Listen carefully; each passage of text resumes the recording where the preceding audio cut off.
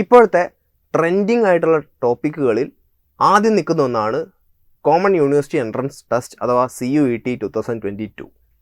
അപ്പോൾ ഈ CUET 2022 പറ്റി അന്തരീക്ഷത്തിൽ ഒരുപാട് റൂമേഴ്സും അതുപോലെ ക്ലിയർഡ് ആവാത്ത കുറേ ഡൗട്ടുകളും ഒക്കെ ഉണ്ട്.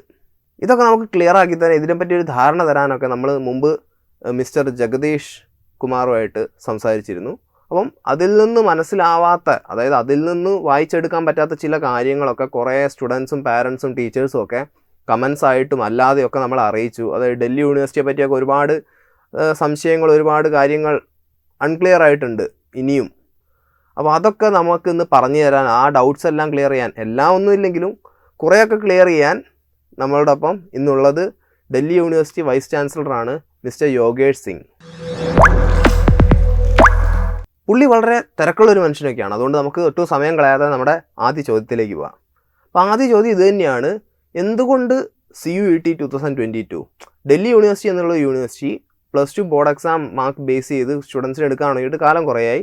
അപ്പം എന്തുകൊണ്ടാണ് നിങ്ങൾ ഈ CUET-ലേക്ക് അല്ലെങ്കിൽ CUET-ൽ ഡൽഹി യൂണിവേഴ്സിറ്റി ഒരു പാർട്ടാവാനുള്ള കാരണം? 12वीं की तो मेरिट थी ही, बिल्कुल सही बात है। एडमिशन इतने सालों से होते ही थे उसमें। लेकिन आपको ध्यान होगा, जब हम दिल्ली यूनिवर्सिटी में एडमिशन करते थे हर साल, बहुत सारा शोर शुरू हो जाता था कि 100% पे कट ऑफ हो गई, 99 पे हो गई, 98% पे कट ऑफ हो गई। अब उस कट ऑफ से क्या है कि सारे बच्चों में, पेरेंट्स में एक परेशानी सी होती थी, अरे 100% मार्क्स लाने पड़ेंगे, 99% मार्क्स लाने पड़ेंगे। और स्टूडेंट्स के मार्क्स आ भी रहे थे, एडमिशन हो भी रहे थे। चलो, उससे बहुत फर्क भी नहीं पड़ता, ये इतना कुछ खास बात नहीं है। लेकिन सवाल इससे बड़ा है, क्योंकि देश एक बहुत बड़ा देश है। हमारे देश में एक सेंट्रल बोर्ड है और हर राज्य के अपने अपने बोर्ड हैं।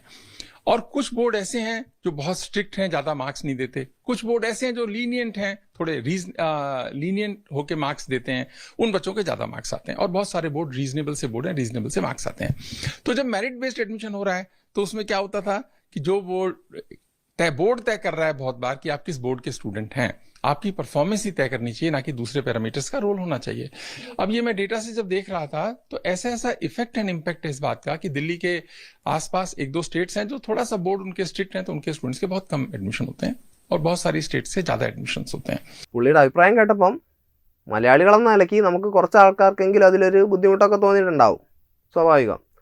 അതൊക്കെ മാറ്റി നിർത്തിക്കൊണ്ട് തന്നെ പറയട്ടെ, പുള്ളി പറയുന്നത് ഇതാണ്: കട്ട് ഓഫ് എന്നുള്ള ഒരു ക്രൈറ്റീരിയയുടെ ആ ഒരു പ്രശ്നം, അതായത് 100ഉം 99ഉം വാങ്ങിയാൽ മാത്രം നല്ലൊരു സെൻട്രൽ യൂണിവേഴ്സിറ്റി ആയിട്ടുള്ള ഡൽഹി യൂണിവേഴ്സിറ്റിയിൽ പഠിക്കാൻ ഉണ്ടാവുന്ന ആ ഒരു അവസ്ഥ, അങ്ങനെ മാത്രമേ പഠിക്കാൻ പറ്റൂ എന്നുള്ളൊരു അവസ്ഥയിൽ ഒരു മാറ്റം ഉണ്ടാവും. അതുപോലെ പാരൻസിന് ഉള്ളൊരു ടെൻഷൻ, സ്റ്റുഡൻസിനുള്ളൊരു ടെൻഷൻ, 100ഉം 99ഉം വാങ്ങി ഡൽഹി യൂണിവേഴ്സിറ്റി പഠിക്കാൻ പറ്റുള്ളൂ, അപ്പോൾ 100ഉം 99ഉം എങ്ങനെയും വാങ്ങണം. മുൻപത്തെ വീഡിയോസിൽ ഞാൻ പറഞ്ഞിരുന്നു, ഈ ഒരു മാർക്കിന് പിന്നാലെയുള്ള ഒരു ഓട്ടം, ഈ ഒരു റാറ്റ് റേസ് എന്ന് പറഞ്ഞൊരു സംഭവം, അത് സൃഷ്ടിക്കാൻ സാധ്യതയുള്ള ഒന്നാണ് ഇത് എന്നുള്ള അഭിപ്രായമായിരുന്നു പലർക്കും. പക്ഷേ ഇതിൽ പുള്ളി പറയുന്നത് അങ്ങനെ ഒരു സംഭവം ഇല്ലാതാക്കുകയാണ് ഇതിൻ്റെ ഉദ്ദേശം. ഈ മാർക്ക് എന്നുള്ളൊരു സംഭവം, അതിന്ന് ഫോക്കസ് മാറ്റി ഇങ്ങനെ ഒരു എൻട്രൻസ് വഴി കുട്ടികൾ എടുക്കുന്നതിലോടുകൂടി ഇത് കുറേ കൂടെ നല്ലൊരു പ്രോസസ്സ് ആണ് എന്നുള്ളതാണ് യോഗേഷ് സിംഗ് പറയുന്നത്. ഇപ്പം പലർക്കും തോന്നുന്നൊരു ചോദ്യമായിരിക്കും മനസ്സിൽ, അങ്ങനെയാണെങ്കിൽ എന്തിന് CUET-ൽ പങ്കെടുക്കുന്നു?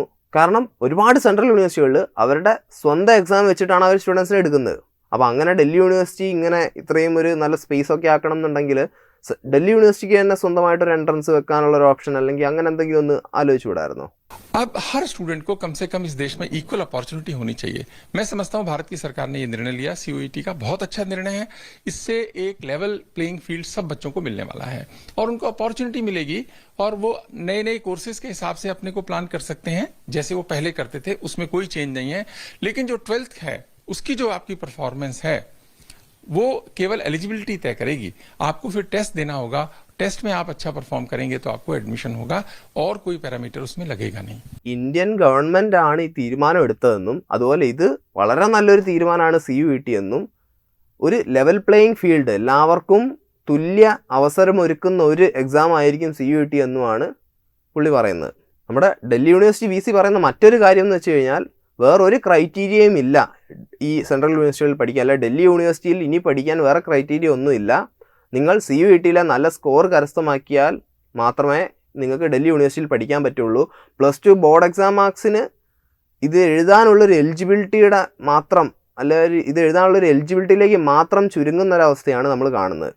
ഇത് എന്ന് പറയുന്നത് CUET എഴുതാനുള്ള ഒരു മിനിമം എലിജിബിലിറ്റി ആയിട്ട് മാത്രമേ +2 ബോർഡ് എക്സാം മാർക്സ് കൺസിഡർ ചെയ്യുന്നുള്ളൂ ഫ്രം നൗ ഓൺ. DUVCയുടെ ഈ ഒരു മറുപടിയിൽ നിന്ന് എനിക്ക് വരുന്ന മറ്റൊരു ചോദ്യമുണ്ട്.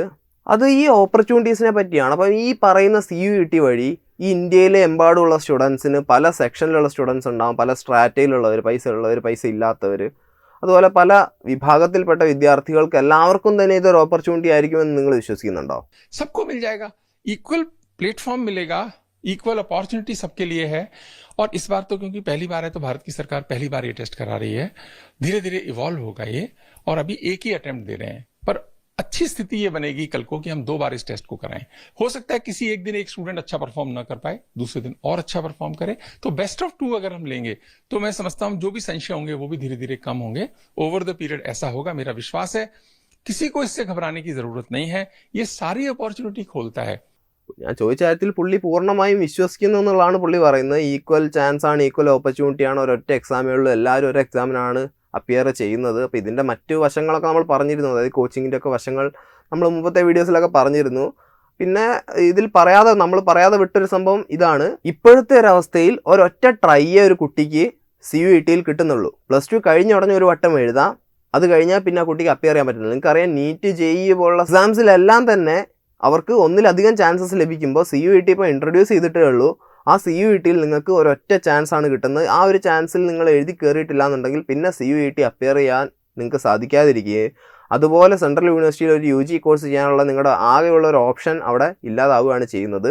ഇതപ്പം നല്ലൊരു കാര്യമായിട്ടാണ് അദ്ദേഹം പറയുന്നത്. നല്ലതാണോ ചീത്തയാണോ എന്നുള്ളത് ഞാൻ പറഞ്ഞ വേറൊരു ഡിസ്കഷൻ ഫോർ അനദർ ഡേ. പക്ഷേ ഇപ്പോഴത്തെ അവസ്ഥയിൽ ഇതാണ് നമ്മുടെ ഒരു റിയാലിറ്റി, ഇതാണിപ്പം നടന്നുകൊണ്ടിരിക്കുന്നത്. അദ്ദേഹം തന്നെ പറയുന്നുണ്ട്, പിന്നെ ഭാവിയിൽ അത് 2 ചാൻസായി മാറും. ഇപ്പോൾ ഒരു ദിവസം ഒരു കുട്ടിക്ക് നല്ലപോലെ എഴുതാൻ പറ്റിയില്ല എന്ന് വരും, പല കാരണങ്ങളുണ്ടാകും. എക്സാം തന്നെ എഴുതാൻ പറ്റിയില്ല എന്ന് വരും പല കുട്ടികൾക്കും. അപ്പോൾ അങ്ങനെയുള്ള ഒരു അവസ്ഥയിൽ കൊല്ലത്തിൽ 2 വട്ടം, ഇപ്പോൾ 2 വട്ടം നടത്തുമ്പോൾ അന്ന് എഴുതാൻ പറ്റാത്ത, അല്ലെങ്കിൽ നല്ലപോലെ എഴുതാൻ പറ്റാത്ത വിദ്യാർത്ഥികൾക്കൊക്കെ ഈ 2ാം വട്ടം നല്ലപോലെ അല്ലെങ്കിൽ എക്സാം അറ്റൻഡ് ചെയ്യാനുള്ള ഒരു ഓപ്ഷനെങ്കിലും കിട്ടുന്ന രീതിക്ക് ആക്കുമെന്നും അദ്ദേഹം പറയുന്നു. അടുത്ത ചോദ്യം NTA റിലീസ് ചെയ്ത നോട്ടിഫിക്കേഷനെ പറ്റിയാണ്. അപ്പോൾ അതിൽ ഈ സ്ട്രീം ചേഞ്ചിനെ പറ്റി ഭയങ്കര വേഗമായിട്ടുള്ള, അതായത് കൺഫ്യൂസിങ് ആയിട്ടുള്ള കാര്യങ്ങളാണ് പറഞ്ഞിരിക്കുന്നത്. സ്ട്രീം ചേഞ്ച് വളരെ ഒരു ഓപ്ഷൻ ആയിരിക്കും എന്നുള്ള രീതിക്കാണ് നമ്മുടെ UGC chairperson mister Jagadesh Kumar നമ്മളോട് പ്രതികരിച്ചത്. പക്ഷേ ഇതിലിപ്പം നോട്ടിഫിക്കേഷൻ വന്നു കഴിഞ്ഞപ്പോൾ അതിൽ പറയുന്നത് +2 എന്ത് പഠിച്ചോ ആ വിഷയങ്ങളിൽ തന്നെ നിങ്ങളുടെ CUET അപ്പിയർ ചെയ്യണം എന്നുള്ള ഒരു കാര്യമാണ്. ഡൊമൈൻ സ്പെസിഫിക് സബ്ജക്റ്റ്, അതായത് ഡൊമൈൻ സ്പെസിഫിക് ടെസ്റ്റ് എടുക്കുമ്പോൾ നിങ്ങൾ +2 പഠിച്ച വിഷയങ്ങളുമായി ബന്ധപ്പെട്ട വിഷയങ്ങൾ തന്നെ എടുക്കണം എന്നുള്ളത്. ആ ഒരു സാഹചര്യത്തിൽ ഇത് ശരിക്കും ഒരു സ്ട്രീം ചേഞ്ചിന് പ്രോ ആണോ, അതായത് അതിനെ ആക്സെപ്റ്റ് ചെയ്യുന്ന ഒന്നാണോ, അതോ CUET അതിനെതിരാണോ? അപ്പോൾ ഇതിനെപ്പറ്റി താങ്കൾക്ക് എന്താണ് പറയാനുള്ളത്? एक आर्ट्स का बच्चा है, वो आर्ट्स के डिफरेंट सब्जेक्ट्स में एडमिशन ले सकता है. एक साइंस का बच्चा है, उसको अगर आर्ट्स के सब्जेक्ट पढ़ने हैं तो वो भी उसको अलाउड है, जैसे पहले अलाउड होता था. कोई भी नियम इसमें रेस्ट्रिक्टिव नियम नहीं बना है. टेस्ट की जो बात है, आपने 12th के जो सब्जेक्ट्स पढ़े हैं उसी में आपको एग्जाम देना है. तो जो 12th में आपने जो किया उसी में आपने देना है एग्जाम. अगर आपने 6 सब्जेक्ट्स आपने सेलेक्ट किए तो उन 6 सब्जेक्ट्स जो 12th के थे उसी में आप ये एग्जाम देंगे. ഹലോ പുള്ളി പോയെന്ന് തോന്നുന്നു. ഒരുപാട് തിരക്കുള്ള മനുഷ്യനല്ലേ, നമ്മളോട് ഇത്രയും തന്നെ സമയം ചെലവിട്ടതിൽ നമുക്ക് സന്തോഷം. അപ്പോൾ ഇതിൽ പുള്ളി പോകുന്നതിന് മുമ്പ് പുള്ളി പറഞ്ഞ 2 കാര്യങ്ങൾ ഇതാണ്. +2 പഠിച്ച വിഷയങ്ങൾ ഏതാണോ ആ വിഷയങ്ങളിൽ തന്നെയാണ് അപ്ലൈ ചെയ്യാൻ പറ്റുക. സയൻസിൽ 6 വിഷയമാണ് പഠിച്ചെങ്കിൽ സയൻസിൽ 6 എണ്ണത്തിൽ അപ്ലൈ ചെയ്യാമെന്നും, സോഷ്യൽ സയൻസിലാണ് 6 പഠിച്ചെങ്കിൽ സോഷ്യൽ സയൻസിൽ 6 എണ്ണം അപ്ലൈ ചെയ്യണമെന്നും, സയൻസ് പഠിച്ചവർക്ക് സോഷ്യൽ സയൻസിൽ അപ്ലൈ ചെയ്യാമെന്ന് പറഞ്ഞിട്ടുണ്ട്. അത് നമ്മുടെ UGC നോട്ടിഫിക്കേഷനിൽ അത്ര ക്ലിയർ ആയിട്ട് പറയുന്നുണ്ട്. കാരണം അപ്ലൈ ചെയ്യുമ്പോൾ നിങ്ങൾ പഠിച്ച വിഷയത്തിൽ തന്നെ അപ്ലൈ ചെയ്യുക, യൂണിവേഴ്സിറ്റി ക്രൈറ്റീരിയ അനുസരിച്ചായിരിക്കും. ഇതും കുറച്ചുകൂടെ കൺഫ്യൂസിങ് ആണ്. കാരണം ഇതിൻ്റെ ഞാൻ പറഞ്ഞു ഡീറ്റെയിൽസ് ഒക്കെ വന്നു തുടങ്ങിയിട്ടേ ഉള്ളൂ. ഈ ഒരു നിയമങ്ങൾ അല്ലെങ്കിൽ ഈ ഒരു റിക്വയർമെൻറ്റ്സ് ഒക്കെ മീറ്റ് ചെയ്യാൻ ആവുന്നേ ഉള്ളൂ, ടൈം ആവുന്നേ ഉള്ളൂ. അപ്പോൾ അത് വരുന്നതനുസരിച്ച് ഞങ്ങൾ ഇവിടെ അപ്ഡേറ്റ് ചെയ്യുന്നതായിരിക്കും. അപ്പം നിങ്ങൾ ഏത് വിഷയം പഠിച്ചോ ആ വിഷയത്തിൽ തന്നെ എക്സാം അപ്പിയർ ചെയ്യേണ്ടി വരും എന്നുള്ള കാര്യത്തിൽ ഏതാണ്ട് ഒരു തീരുമാനമായിട്ടുണ്ട്. അപ്പം ജഗദേഷ് കുമാറിൻ്റെ ഇൻ്റർവ്യൂ, അതുപോലെ തന്നെ നമ്മുടെ യോഗേഷ് സിംഗിൻ്റെ ഇൻ്റർവ്യൂ ഒക്കെ കണ്ടിട്ടുണ്ടെങ്കിൽ നിങ്ങൾക്ക് അറിയാം, ഇവരും നമ്മളെപ്പോലെ ഈ കാര്യങ്ങളൊക്കെ പഠിച്ചു വരുന്നേ ഉള്ളൂ. അപ്പം നിങ്ങൾ കൺഫ്യൂസ്ഡ് ആവുന്നതിൽ ഒട്ടും നിങ്ങൾ പേടിക്കേണ്ട കാര്യമൊന്നുമില്ല. കാരണം ഇവരും അതുപോലെ കൺഫ്യൂസ്ഡ് ആണ്. നടത്താൻ പോകുന്നവരും ഇതിനെപ്പറ്റി പഠിച്ച് വരുന്നേ ഉള്ളൂ.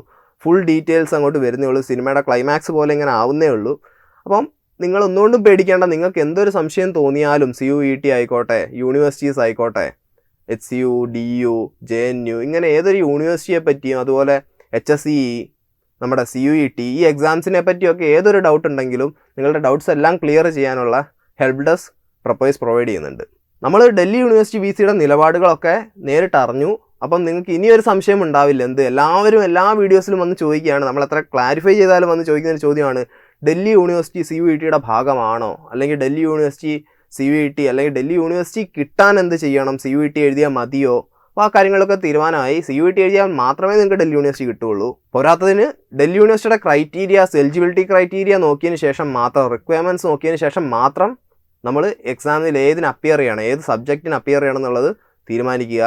അങ്ങനെ നോക്കിയാൽ മാത്രം പോരാ, സെൻട്രൽ യൂണിവേഴ്സിറ്റിയിൽ തന്നെ വളരെ മുൻപന്തിയിലുള്ള ഒരു യൂണിവേഴ്സിറ്റിയാണ് ഡൽഹി യൂണിവേഴ്സിറ്റി. അവിടെ നിങ്ങൾക്ക് പഠിക്കണമെന്നുണ്ടെങ്കിൽ നല്ലപോലെ പഠിക്കുക, നല്ലപോലെ എക്സാം അപ്പിയർ ചെയ്യുക.